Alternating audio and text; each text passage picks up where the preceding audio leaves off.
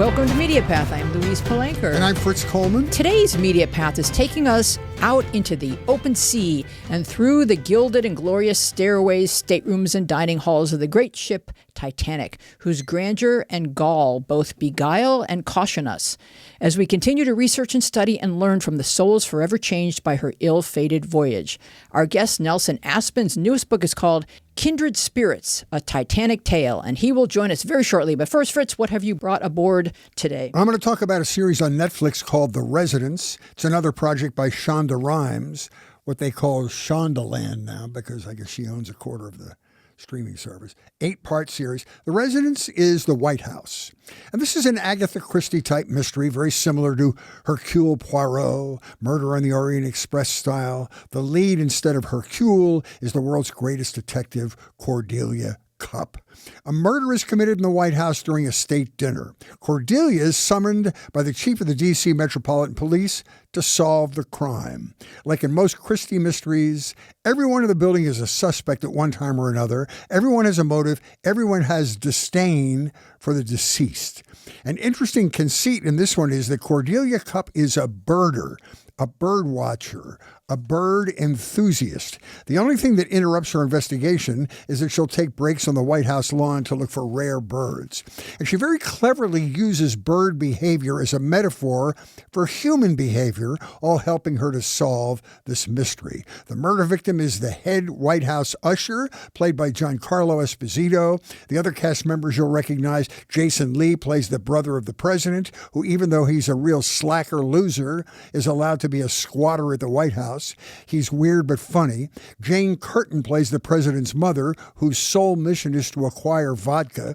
Ex-Senator Al Franken plays a senator, heading an investigation into the crime in a Senate subcommittee. The story has all the intricacies of an Agatha Christie plot, but it's funnier and faster paced.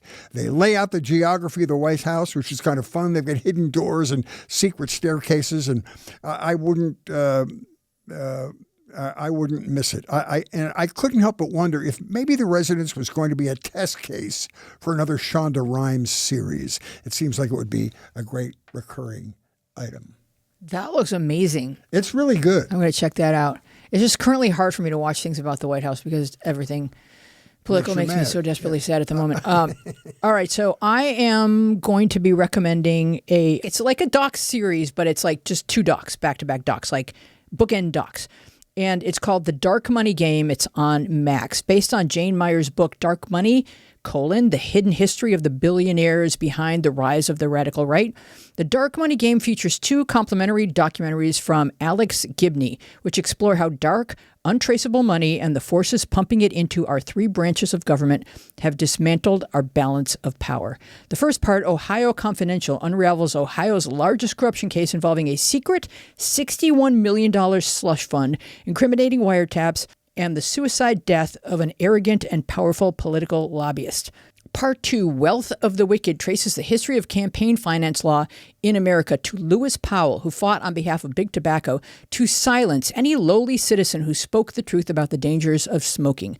Lewis Powell's 1971 Powell Memorandum became the blueprint strategy for the conservative movement, giving rise to influential right-wing think tanks and lobbying organizations such as the Heritage Foundation and the Federalist Society. Nixon appointed Powell to the Supreme Court, and captains of industry began strategizing with church groups and media outlets to create right-wing compliant pipelines of politicians, lawyers, journalists, lobbyists, and judges who would be well-funded through dark money super PACs to infiltrate every branch of government. Where is the line between a bribe and a donation? The Supreme Court's passing of Citizens United makes it nearly impossible to spot the quid pro quo within the quagmire of laundered and funneled funds fueling self-serving agendas which hurt Americans but keep justices traveling the globe in lavish yachts and luxury motorhomes. Most promising to me in this terrifying tale is a gentleman named Reverend Rob Schenck. He was a devout Christian nationalist whose organization Faith and Action ran an initiative called Operation Higher Court that trained wealthy couples as stealth missionaries, befriending the Thomases and the Alitos and lavishing them with fancy meals and vacations. Reverend Schenck was that guy laying his body in front of women's health clinics determined to save lives and souls. But his worldview widened, and as corporate greed corrupted his cause, and as he came to understand that life and its start and stop points are complicated, and as he noticed disturbing parallels between the leveraging of religion used by both Trump and Hitler to consolidate an evil power and cloak it in righteousness, his blinders fell. In Mother Jones, he wrote, "When religion is placed at the service of a political party, it corrupts both." You will find The Dark Money Game on Max. I love this series. First of all, Alex Gibney may be the greatest documentarian in history. Excellent. Second of all, it just made me, it was fascinating and it's a must watch, but it just made me so sad because money is so ingrained in politics now that I don't know that we're ever going to be able to circumvent it. Citizens United was the worst decision the Supreme Court ever made. And when you read about the Kochs and you hear about this money and all these super PACs that are designed to manipulate politics the way they want them to go, I hope we can get out of this. I don't see how. But knowledge is power, and anyone doing this kind of work of shining a light on it is helping all of us understand better what is happening so that we can rise up and take our country back. Good point. Yeah. Oh, Nelson is here. My gosh, Nelson. So Nelson Aspen is an entertainment reporter who has spent 3 decades enchanting us on morning TV outlets the world over. He has interviewed every celebrity, each of them, some of them twice. In 2020, the 5-time Publicist Guild of America nominee was recognized as International Media Journalist of the Year. Nelson is a cabaret performer, a podcaster, and an author of 8 books. His newest is called Kindred Spirits, A Titanic Tale. It's a historical fantasy which explores Nelson's mysterious connection to Titanic passenger Milton Long. Welcome, Nelson. Why, thank you. I'm admiring your lunch boxes. I was trying to see if you had any of my old ones there as well. What did you have? My favorite part of the summer was buying my new lunchbox. All right. Well, tell me what you were sporting, like given a 4th grade or a 5th grade Nelson. What would we see you packing? I was of the generation of, I really liked Teenage Pebbles and Bam Bam. I liked the Brady Bunch. I have the Brady's. I was we got a Partridge Family kid. Yep, we and got that.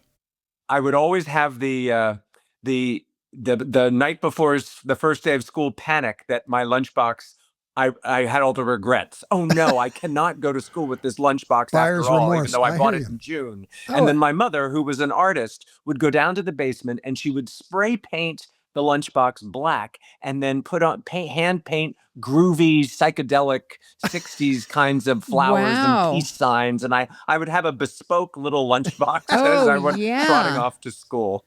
Yeah, you were rocking personalized gear. I love that. That's fantastic. Yeah, the lunchbox, it would speak volumes about your character, and then you were saddled with it. Like listening to you talk about getting a new lunchbox every summer, I'm like, wow, because my lunchbox was paper bag, So, and then, or here's a quarter, you can get your food at the cafeteria with the tray like everybody else. Are you special? No.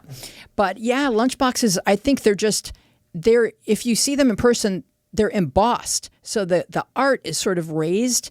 And yes. I just think they're beautiful. And metal lunchboxes had a limited lifespan because once parents realized that they could be used as a weapon, they started making them out of softer products. With the thermos inside and the little clasps that were kind of akin to the raincoat clasps. The same sort of little metal clasp. Yes. Anyway. And don't leave milk in that bottle too long. No. The whole neighborhood will be poisoned. For centuries. Yeah. Mm-hmm. It's like a toxic spill. You do have to, air out your lunchbox at least. All right. So this is an historical fantasy. And the history is what draws you in. And the fantasy is what sort of exercises your imagination. Historical fantasy, and you stop me if this is the wrong definition, it's based on real people and real factual occurrences. The fantasy is what you imagine might have happened among these certain people, in particular Milton Long. Tell us your connection to Milton Long. Well, I've had a lifelong fascination with the Titanic, and there are reports that the 3 most recognizable words in all of languages are God, Coca-Cola, and Titanic. No. So I am not alone in my fascination with the Titanic. And from my earliest memory, it has somehow captivated me. And I also had a series of recurring dreams that were not connected to the Titanic until later in life. I found out about Milton's passing, and the details of his demise aboard the Titanic exactly matched my series of dreams. I also, even though my name is Nelson, and I think I enunciate well, I have been mistakenly addressed as Milton my entire life of 61 years. And right up until today, when I can go into a Starbucks and they'll get my order wrong and they'll call out, Nelson, Milton, your latte is ready. So uh, this had been going on for a long time and was confirmed for me. If you believe in the metaphysical, uh, in 1985, Dr. Robert Ballard, the oceanographer, discovered the wreck of the Titanic. It had been missing in the depths of the ocean for all those decades. And he was, that week in 1985, the most famous man in the world. He was on the cover of every newspaper and every magazine. And I somehow or another, in my bold little 20-something-year-old way, got in touch with Dr. Ballard at the Woods Hole Oceanographic Institute. A receptionist was answering the phones, and I very self-assuredly said, "This is Nelson Aspen. I would like to speak with Dr. Ballard." She put me on hold, and to my amazement, he answered in less than a minute and said, "Hello, Milton?" And Oh that was boy. the moment where I sort of thought, okay, there is something here. And I co-host a Titanic podcast called Titanic Talk. And in the course of this, I've met some of the most famous authors, historians, experts, actors, divers, all connected to Titanics in one way or the other. And I thought, what's my Titanic legacy going to be? And although I had written lots of nonfiction, I decided to give my best shot at a historical fantasy and just sort of give Milton, because he's been sort of a footnote. People know Molly Brown, people know Captain Smith, people think that Leonardo DiCaprio and Kate Winslet must have been real characters, but the real story was more interesting to me. So I sort of filled in the blanks with Milton's story. Well, I think that Titanic resonates so powerfully because the ship is such a metaphor. We're here on this planet, which seems sturdy, but we're spinning and orbiting and struggling to create stability within uncertainty, whether we be indigent or comfortable or wealthy. And Titanic is all of that within a mighty vessel whose tragedy reminds us of our fragility. And we require that reminder to respect our surroundings and take better care of one another. What I'm wondering is, since you interact with so many Titaniacs and Titanic enthusiasts, is there anyone else who feels strongly that they were aboard that ship?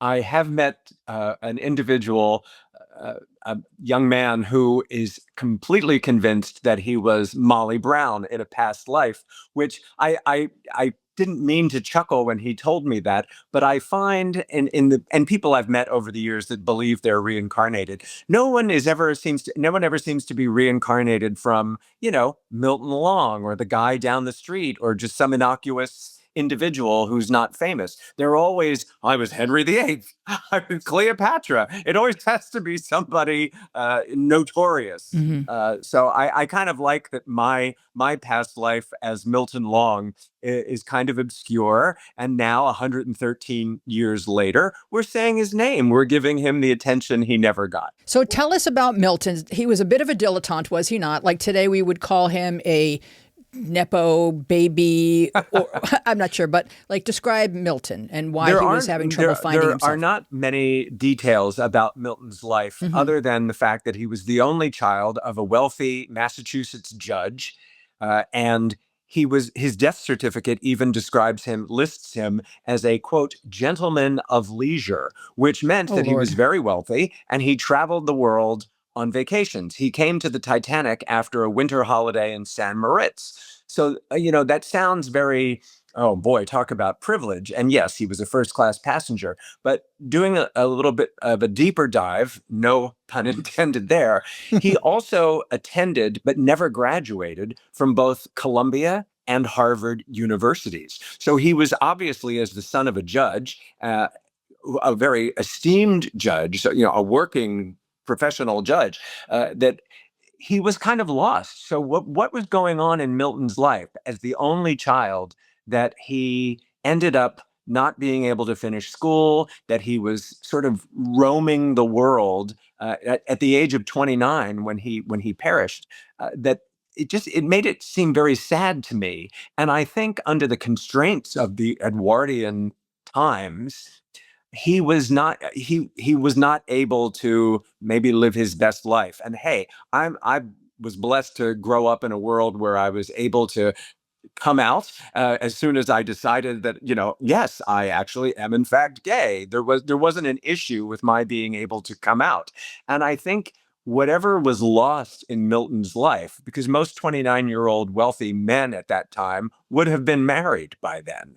And I think maybe Milton just didn't get to fulfill that side of him. And in my novel, he does get to fulfill that side. We do know that on the last night of his life, he met a young man named Jack Thayer, who survived the sinking and wrote a rather famous account. He was the eyewitness that claimed the ship broke in two. And a lot of people discounted that. And it wasn't until Dr. Ballard discovered the wreck broken in two in 1985 that Jack Thayer was proven right. But Jack and Milton had this one night friendship. That's all we know that it was. But Jack was so moved by this startling relationship with Milton that when he got back to America after being rescued, he wrote a letter that survives that is so unbelievably touching. He wrote a letter to Milton's parents. And to let them know how bravely Milton faced the end, how he was not alone at the end. And Jack, who was a very handsome young man, included a photograph of himself to the parents saying, I thought you would like to see who was with your son at the end. And if it wouldn't be much trouble, could you please send me a photograph of Milton?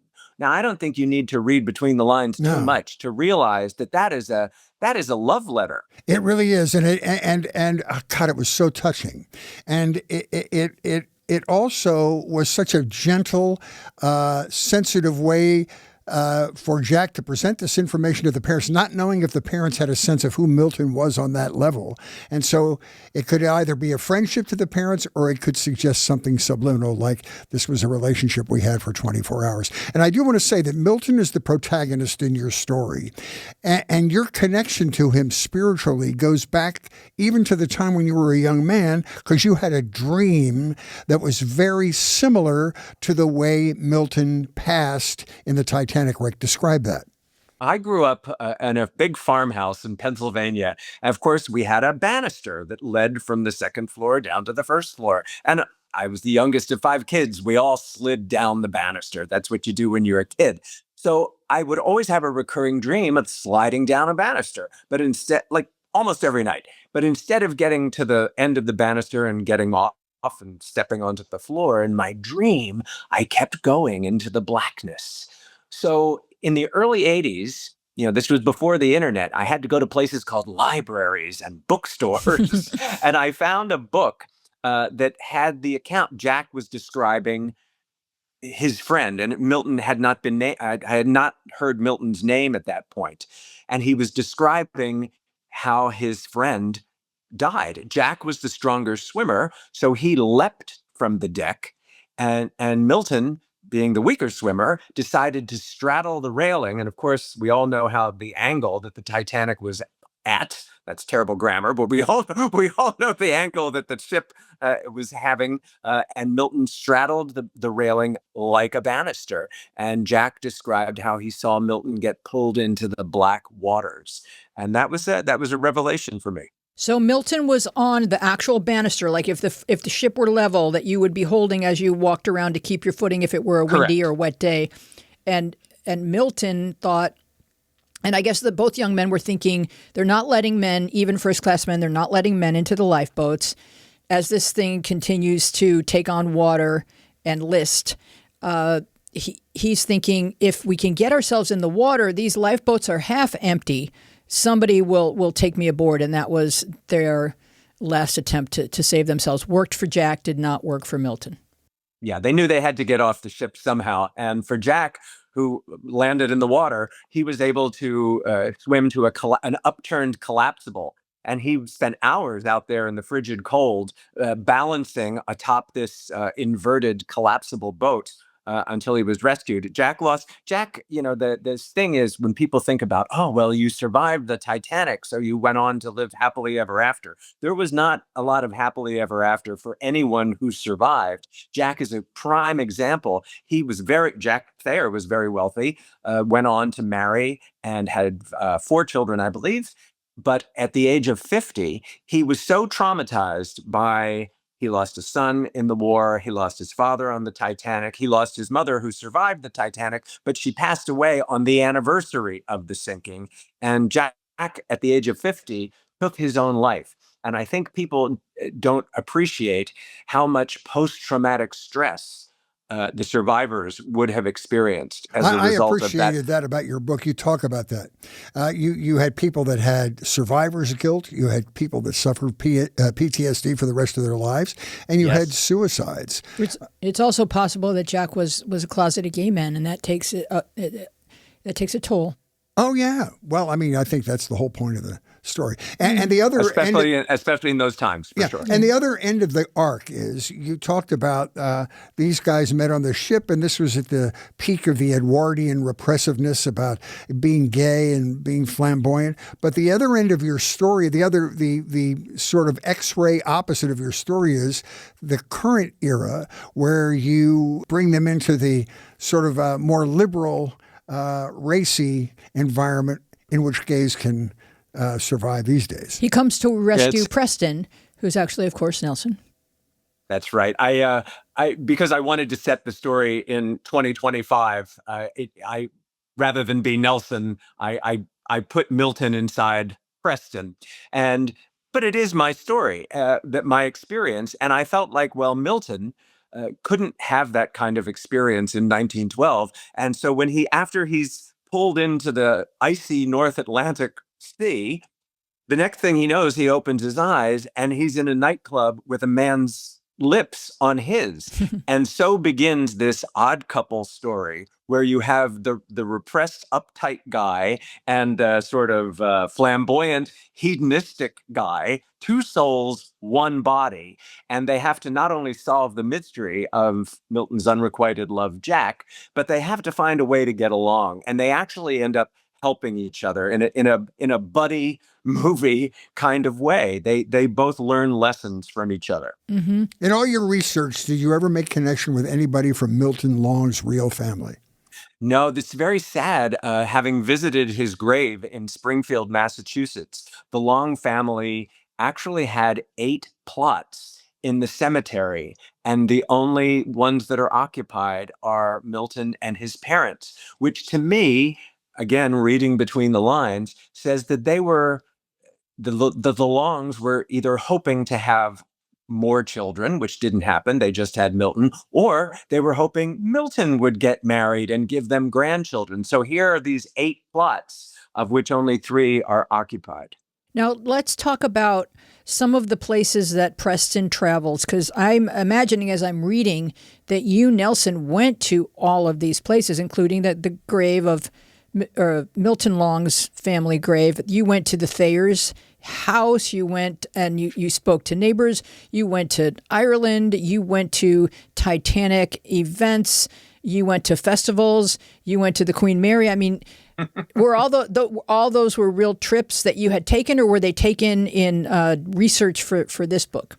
Both, because how can I resist? I also had a 30-year career in broadcasting, and I was doing an Irish show at one point, and I was over there, and I said, "You've got to let me do a story about Milton." Of course, they're scratching their heads. Milton, who, what? And I had period costume, and I went to a town called Cove, formerly known as Queensland, right, which was the last stop Titanic made before she sailed on to meet her fate.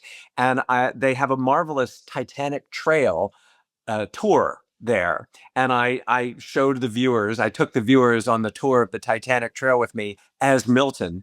And it was marvelous because I got to stand on the piece of land in Cove where a person would have been able to last see Titanic before she disappeared over the horizon. And then we went out in a boat. And Fritz, I mean, this is one of the joys of doing broadcasting. You get to do things other people don't get to do. Mm-hmm. We went out on a boat and then filmed me in reverse, looking back at land where someone on Titanic would have last been able to see land.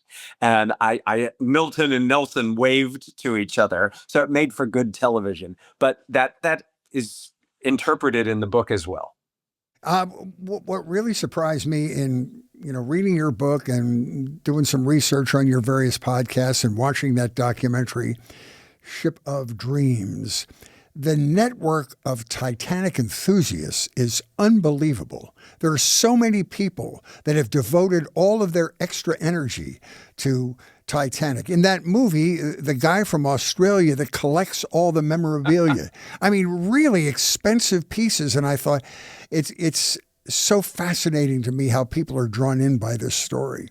Absolutely. And I've always said, working in the entertainment industry, I've always said that fan is just short for fanatic. Mm-hmm. And that's why we have branded Titanic enthusiasts as Titaniacs, because they know when you have a passion for something the way that Titanic enthusiasts have for the Titanic, it really knows no limits, as evidenced by I spent this April's anniversary on board the Queen Mary in Long Beach, California, and it was a Titanic weekend, and people came from all over the world for that, and it was thrilling to be, you meet your people, and that's always kind of a thrill.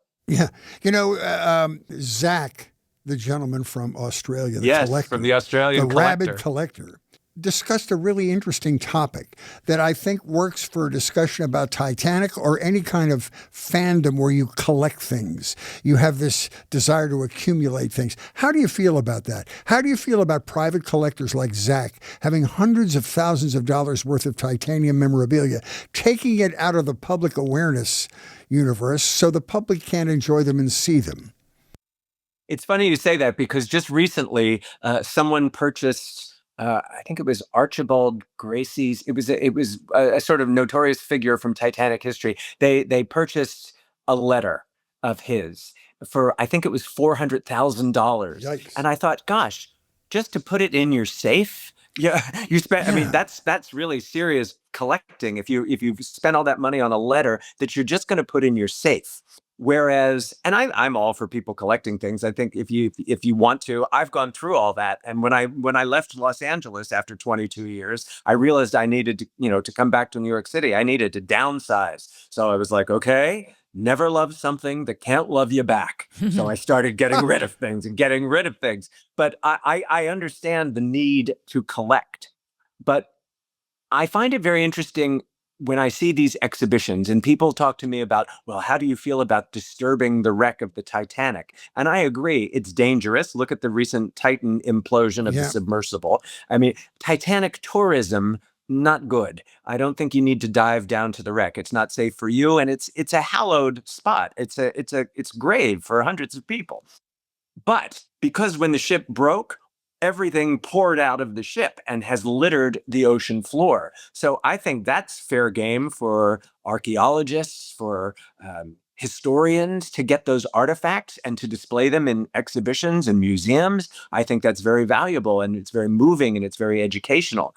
And Zach, the Australian fellow you mentioned, he collects props from his interest is not just in Titanic, but specifically in James Cameron's Titanic film. He collects set pieces and props and costumes, and that's his thing. Everybody's got their thing, whether it's the authentic Titanic memorabilia or perhaps memorabilia from the films. One thing I would say about possessions on the ocean floor, their home was not the Titanic, unless it's a Titanic set piece or table setting or something.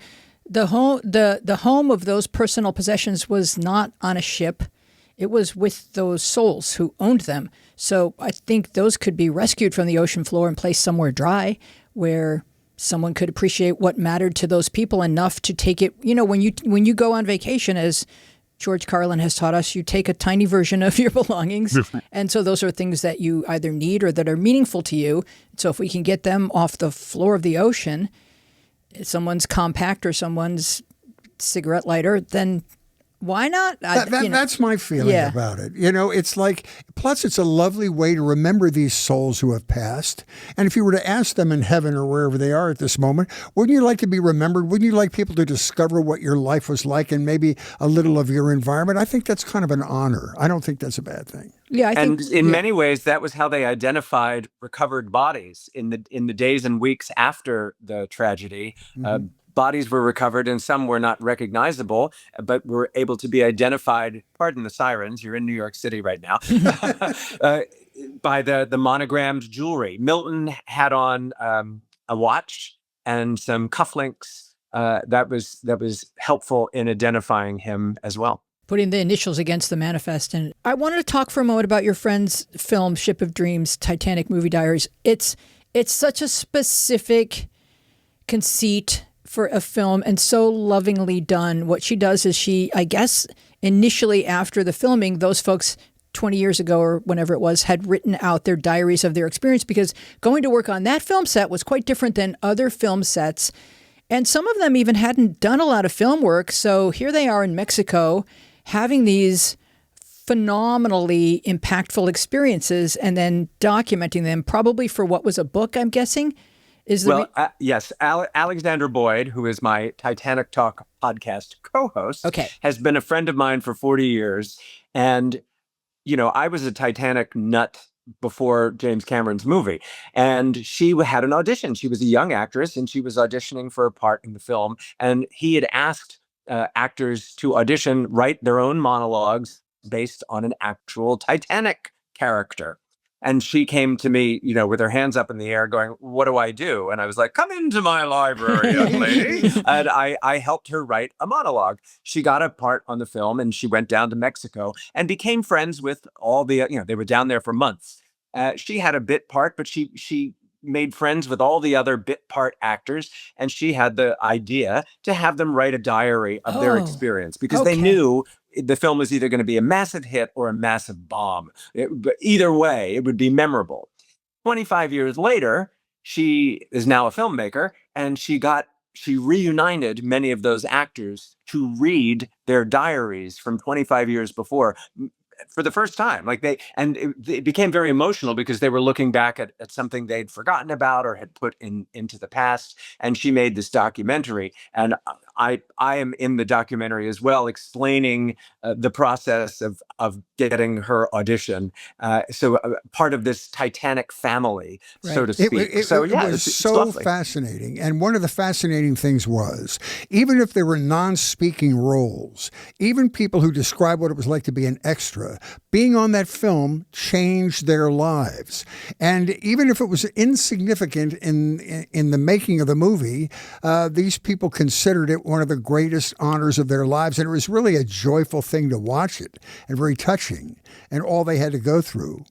And for fans of the Cameron film, who watch it like a cult film, they know every frame of that movie. So there is no mere extra, because they know every single face in the course of that film. And interestingly, we on the podcast, we've talked to a lot of actors who ended up on the cutting room floor, who had very significant roles, but that's showbiz. Yeah. I have all my movie credits are basically cutting room floor stories. But just to be a part of the experience, I wouldn't trade my personal movie experiences.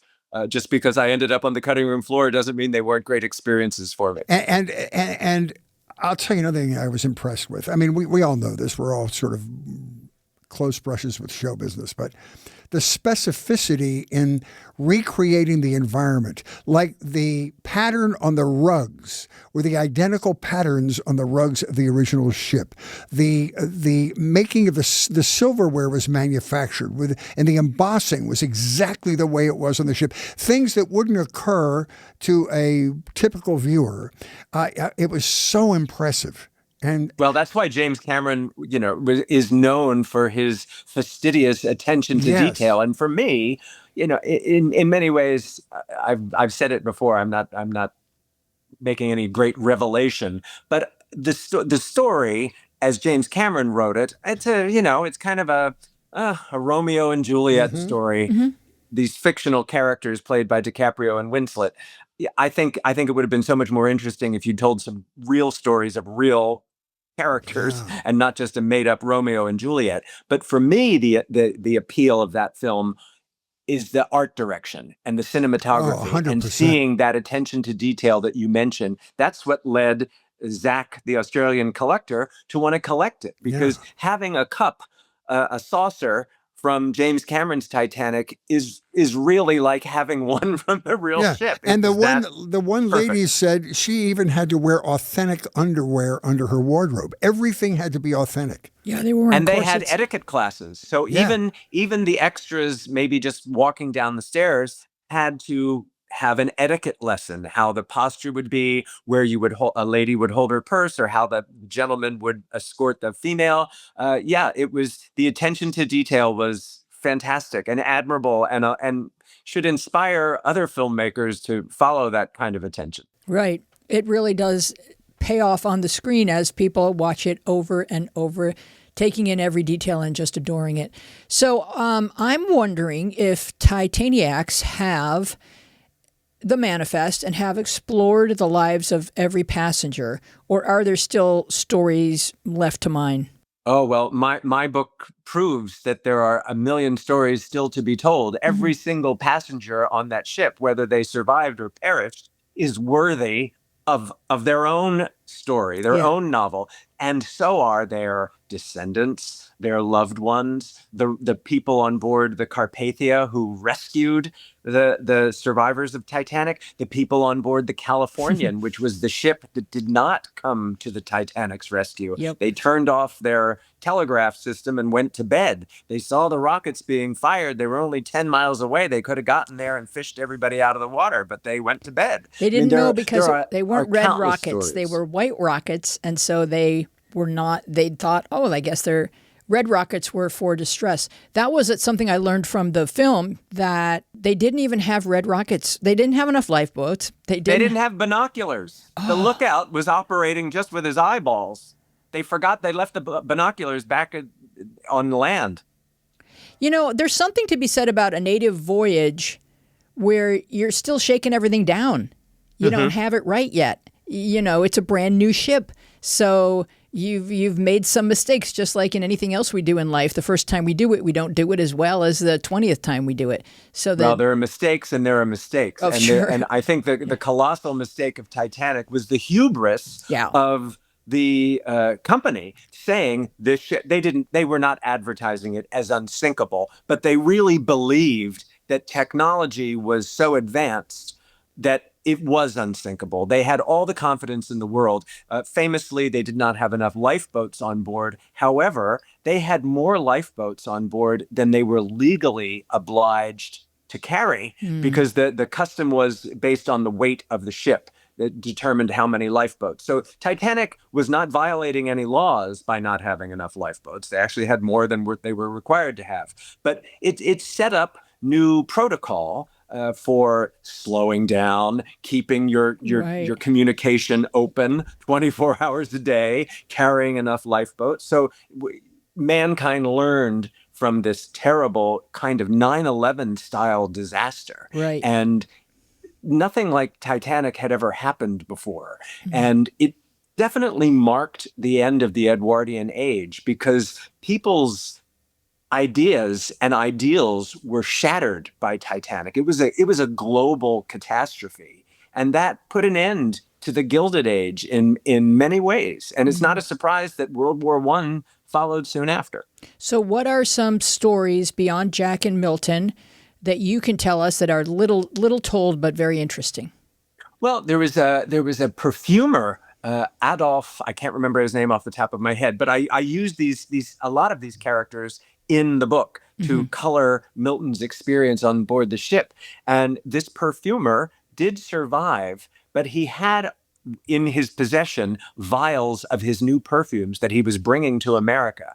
And when, after one of the trips down to the wreck, those vials were recovered, and the oceanographers opened one, and the smell, it had the same exact fragrance that Adolf put into it 113 years ago. Wow. And those kinds of stories are the goosebump stories. There was another old, people say, "Oh, your book is kind of racy. This is certainly the raciest Titanic book I've ever read." I was like, "Well, newsflash, people were having sex in 1912. I guarantee you people were having sex on the Titanic." Yeah, in international waters, it's all legal.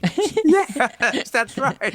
And I'm willing to say there were some gay people on board the Titanic as well. There was a couple, I want to say Archibald Butt and Frances Millett, who were an older aristocratic couple traveling together. And they were rumored to have been life partners, although they had separate cabins on board the Titanic. And Millett was a very well-known artist. In fact, there's a statue to him on the grounds of the White House. And I think Mr. Butt, or Colonel Butt, or I don't know what his title was an advisor, I believe, to President Taft. Mm-hmm. But these were important people, right? Right. So yeah, there's a million stories from third class all the way up to the captain. Yeah. I love it. So interesting. Thanks for coming along down the media path, and however you have found your way to us, we would love for you to like and subscribe and give us a nice review, because as creators, it is our appointed duty to ask you to do that. You may also want to find us on Instagram and Blue Sky, where we are at Media Path Pod, and on Facebook, where our show page is Media Path Podcast, and our Facebook group is Media Path with Fritz and Wheezy Podcast Community. If you are listening to our show, we are also a video podcast on YouTube at Media Path Podcast. You can write to us at mediapathpodcast@gmail.com. My TikTok is Louise Palanker, where I post behind-the-scenes peeks and clips from the show. And Fritz's TikTok is Fritz Coleman Comedy. He posts stand-up clips and popular dance crazes. Our website is mediapathpodcast.com. There you can binge episodes and our spicy newsletter. Thank you so much.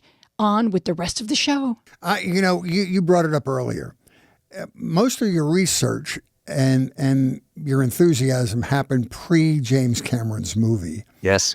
Back when there wasn't the internet, there wasn't social media. So you said you had to go to the library. This is all like manual research, leafing through books till your eyes bled to figure it out. It must have been a lot of hard work. Well, I spent my career as an entertainment reporter, and the beings around the arts, being around celebrities, and the movie, and as a film buff, not just a Titanic buff, but just a film buff. And the movie that most affected me as a kid, we all have those movies that were the change moments for us. And mine was 1972's The Poseidon Adventure. Mm-hmm. And someday I'll show you the giant tribute I have tattooed to my leg for The Poseidon Adventure. But the exteriors of that Irwin Allen classic were shot on board the Queen Mary in Long Beach. But I fell so in love with the actress Carol Lynley, mm-hmm. who sang The Morning After. Oh. Well, she lip-synced to it anyway. With Maureen McGovern, in The right? Poseidon Adventure. That when I was 15, I met her. She was appearing on Broadway, and I went and hung out at the stage door. It's one of those experiences you could only do back in the 70s in New York City.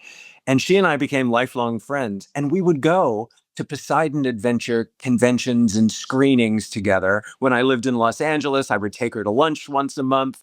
And it's just those kinds of experiences where you just sort of have to put yourself out there. And now, I thought it was great that I would be hanging out with Carol Lynley, Roddy McDowall, Ernest Borgnine, and Shelley Winters. But that propelled me into my career as a celebrity journalist. So I never had any nerves when I was interviewing an A-list star. I saw more bad movies than good ones over the years, but that's LA for you. Is James Cameron's movie the best Titanic movie? I would say it's the most popular Titanic movie. Mm-hmm. It's probably the highest grossing Titanic movie. If you're a fan of the story of Titanic, the true story, the 1958 British film A Night to Remember, which is based on Walter Lord's book, that happens to be my personal favorite, and I think is probably the most accurate look into the real life characters that were on the ship. There was a silent film star on Titanic named, I want to say Dorothy Gibson. It's Dorothy something, but I think it's Dorothy Gibson. It's Gibson. Anyway, she was rescued And she was no dummy. She went immediately and made the first film version. It was a silent film version of her story of survival, wearing the very outfit she was rescued from. That film does not exist anymore. It's been lost to time. But people have been interested in dramatizing the story of Titanic in ways that still strike me as remarkable. That the Titanic has somehow, for as ghastly a story as it is, has been romanticized. And even children, I mean, current children, they know the Titanic, they know the story of it, they're entranced by it, just as I was as a child. But you don't see that with other natural disasters. You What don't do you see think people that doing is? tsunami movies. Is it watching their parents be enthusiastic about it, or why is a 5 or 6-year-old enamored with a shipwreck? I think maybe it's just the spectacle of it, and to see a grand ship where there are all walks of life. That's why I always gravitated toward disaster movies, because the formula of having a diverse group of characters, usually stereotypes, the 5 or 6 or 8 people, thrust into this larger than life situation. And it becomes, well, we all sit around and watch Survivor and Amazing Race. It's really no different. We like to see people pitted against each other in acts of survival. And there's something, I think, that it's exciting to that for kids too. It's why kids play, especially little boys, they love playing with buildings falling down, or even Godzilla. Godzilla is a violent, when we love seeing Godzilla pummel a building, but you don't think about, oh, how many thousands of people did he just destroy when he pummeled that building? It's a strange phenomenon. It's a floating city that serves as a microcosm, yes, for all of us facing their mortality. And the reality is we're each facing our mortality every day. So it's a what would you do adventure, or how would you behave? That's right. You gravitate toward the character that makes you most identify, and that's sort of the one you follow on the whether it's the Towering Inferno or Ship of Fools or even Arthur Haley's Hotel. You see somebody that you pick out as the one to follow. What's the greatest misconception about the Titanic disaster, do you think? Well, I think the misconception is that it was anybody's fault, that you could lay the blame anywhere. It was just one of those perfect storms, for lack of a better description. There were so many factors that went into it. If the ship had hit the iceberg head on instead of trying to turn and avoid it, and then it got the trajectory got it from underneath the water surface. But it would have probably stayed afloat had it hit it head on, because the watertight compartments were designed. They could have had 4 be flooded and still remain afloat. But because of the angle that it hit and punctured the steel, 5, and then they filled up more than 4. So many factors. Where were the binoculars? If they'd spotted it sooner, if they'd had the ice warnings, if they'd paid attention to the ice warnings and slowed down, if they had red if flares, there'd been enough lifeboats. California would have come. You really piqued my interest about the Belfast exhibit. Please describe that. It sounds like a bucket list place for me now. Tell me about it. I'm going to be there. I'm going to be in Belfast May 29th and 30th of 2025. And I went to Belfast many years ago, 25 years ago, when I was doing that Irish show. And all that is in Belfast, the birthplace of Titanic, 25 years ago, were just a couple of cranes and this very sort of sad, depressed little waterfront area. And you'd sort of look at it and you'd go, gosh, that's where Titanic and her sister ships were built.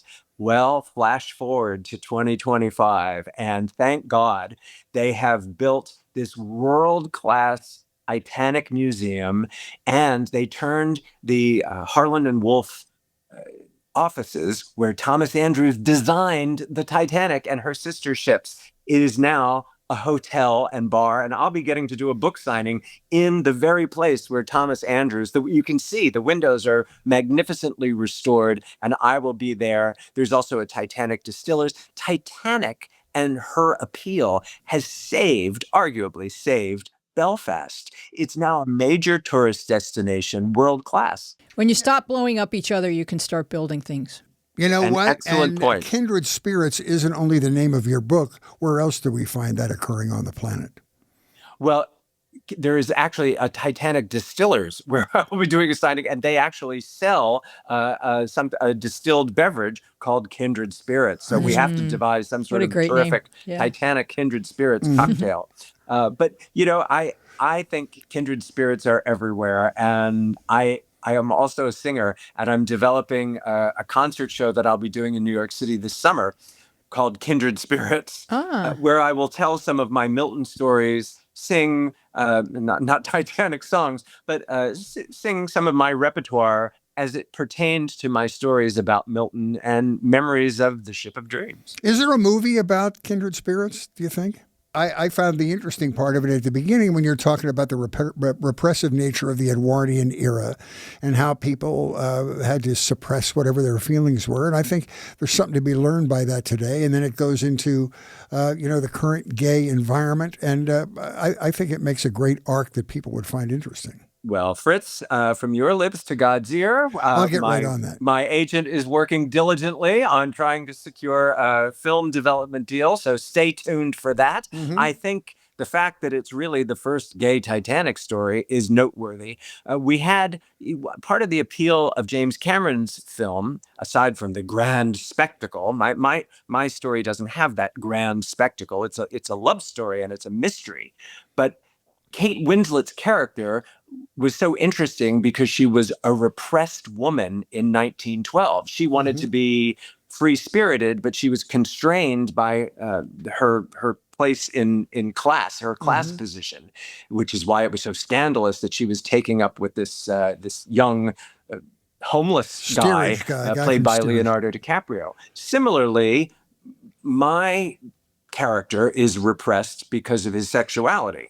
So yeah, it's a universal story to have those kinds of kindred spirits. So that's I remember do you remember the Christopher Reeve and I think it was Jane Seymour film? I think it was his first film after Superman, Somewhere in Time. That was another time travel love story, love across the centuries. Very and romantic. there's certainly an appeal to that for many people. Tell us about the Titanic podcast, because there are a few, and tell us how they are different and how they work together and collaborate.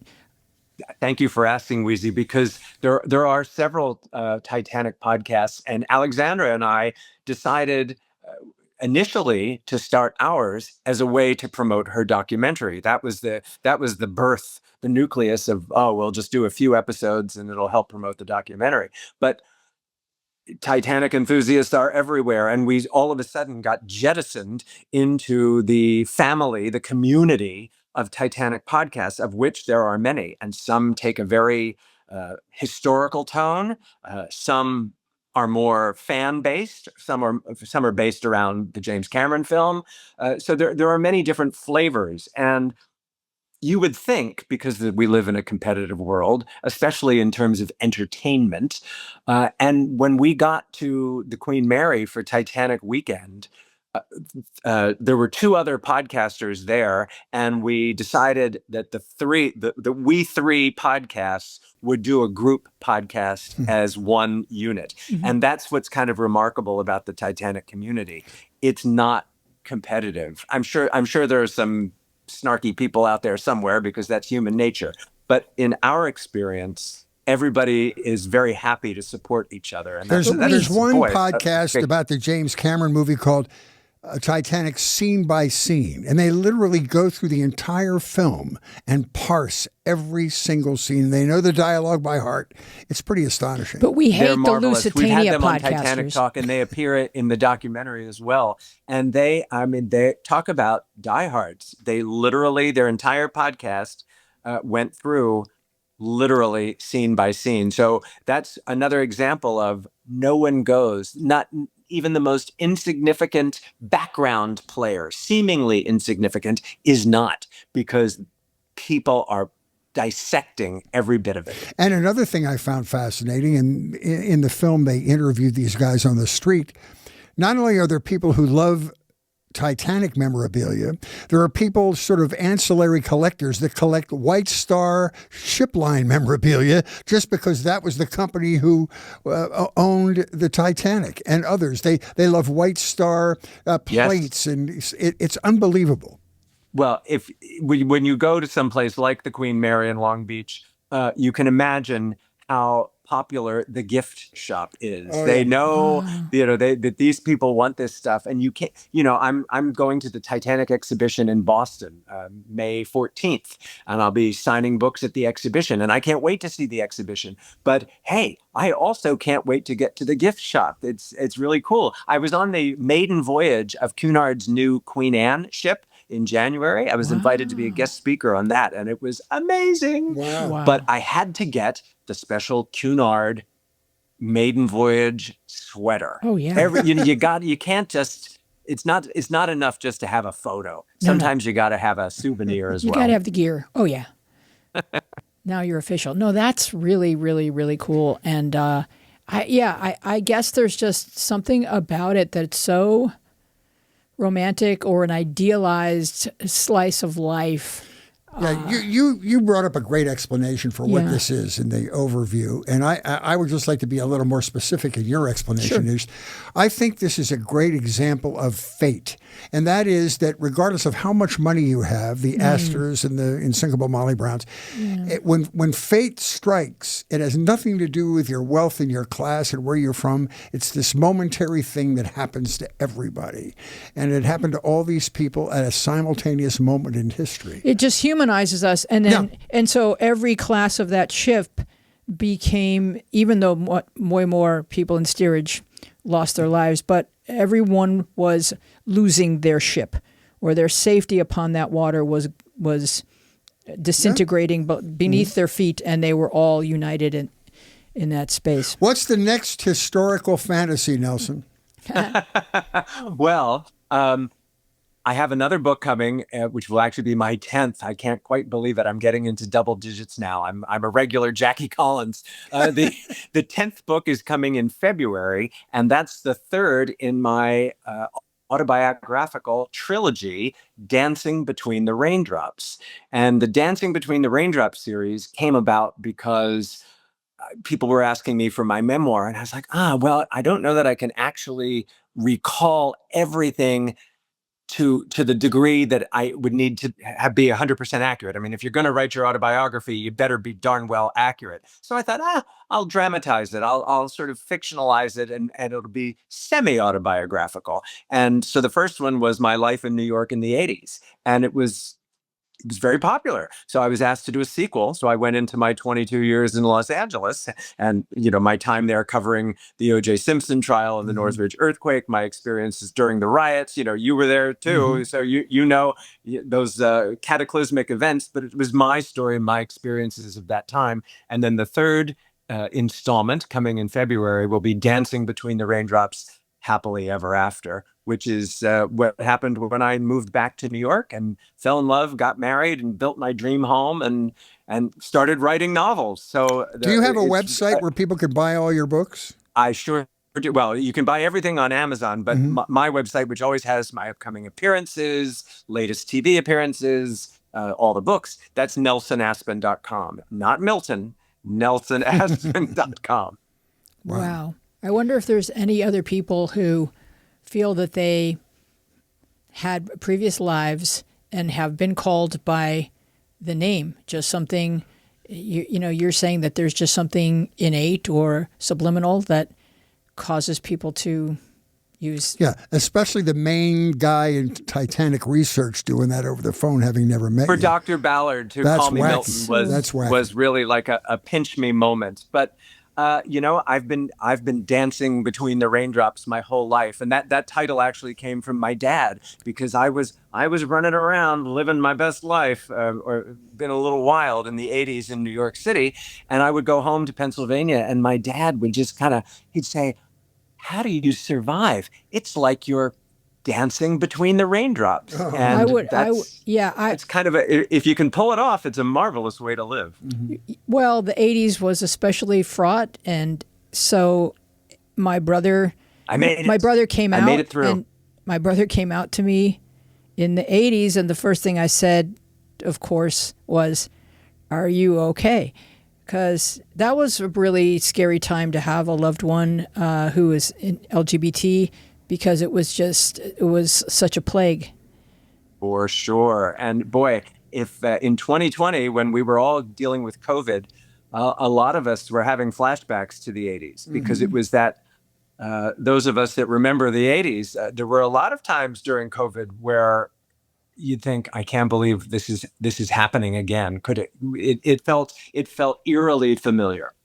Well, I got to tell you, getting to know you and your mind, first of all, reading your book, and then going down the rabbit hole with your podcasts and the various YouTube conversations you had with other people and the printed research, and then this film, which I watched last night. It's been really fun.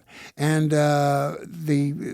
it was really, that documentary was so touching. It really was. It was touching because we're in the entertainment business, and to see how people just seize that moment, and many of them consider it, although they didn't make any money, they didn't have any lines, they consider it the greatest moment of their career. That's astonishing. And that it still delights people they meet who hear that they were in the film, and just how everyone is so moved by having had that experience. Yep.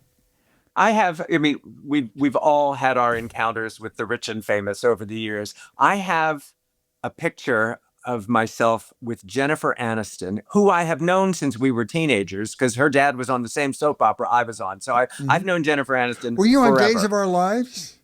I beg pardon? Were you on Days of Our Lives? No, John Aniston was on Days of Our Lives, but many years before that, in the 80s in New York City, he was on Search for Tomorrow. Yes, there we go. As was I. And but I received an award, a journalism award, and Jennifer Aniston was backstage, and we took a picture. I was so excited. And I'm like, Jennifer, look, I won something. I've never won anything before. And we took a photo together, and it's funny. That photo is everywhere, and people are more excited to see that photo of me with Jennifer Aniston. It means more to people than my entire body of work. The Academy saluted the cast of Friends, and I emceed this thing. They were doing for all the shows. And she was the nicest one of the group. She could not have been nicer. And when I told her I'd run into her father at the commissary, because I worked at NBC, which was the lot where they did Days of Our Lives, he was lovely too. Such a gentleman. He was, and she could not have been nicer. Just a lovely one. Consequently, the first time I interviewed her, I was like, I haven't seen you in 15, 20 years, and your dad was always so kind to me. And John Aniston's character was married to my mentor's character. And so we were very close. But that just connection with Jen, thanks to her father, I interviewed her many, many times over the course of the years. And you never discount a relationship, because it will come back to it. That's the whole thing of the reincarnation angle. There's a marvelous book that I found as a kid that I mentioned in my story. It was called You Were Born Again to Be Together. And the premise of this book is, in a reincarnation kind of way, that every significant relationship you have in life, whether it's combative, romantic, whatever it may be, the foundation is based on a relationship you had with that person in another life, and that you just keep meeting the same people lifetime after lifetime. I've got a lot of apologizing to do in that case. In your next life, you'll get to it. That book is mentioned in your book, and I read that book too when I was a young person, and it was powerful. So you never know. People say, how much research? How long have you been researching for this book? And I'm like, 61 years. Yeah. It's been a lifelong odyssey, and it's a little sad. When I got to the end, it's like, well, now I have to write the end and move on to the next thing. Or the movie script. Or the movie script. I don't want to write the script. Just make it based on the novel by Nelson Aspen. That'll be sufficient. Yeah, when they do Titanic 2, the revisitation, from the iceberg's point of view, and you come out to L.A., we would love to meet you, because you're very entertaining. We loved your book. Well, the same invitation is extended to you if you get to New York City. Absolutely. My brother lives there. I'll Thanks, see. Nelson. I'll be right over. I'll see. I'll take you to dinner. Dinner's on me. All right, here come our closing credits. We want to thank our guest, Nelson Aspen. Our team includes producer Dina Friedman, John Maddox, Bill Filipiak, Mason Brown, Raf Rusak, Jordan Reyes, Haley Freight, and you. Our theme music is by me and John Maddox. I am Louise Palanker, here with Fritz Coleman and Nelson Aspen. Be well and wise, take care of each other, and we will see you along the media path. Thank you so much. That was so good. Oh, it was my pleasure and honor. Thank you for being so generous.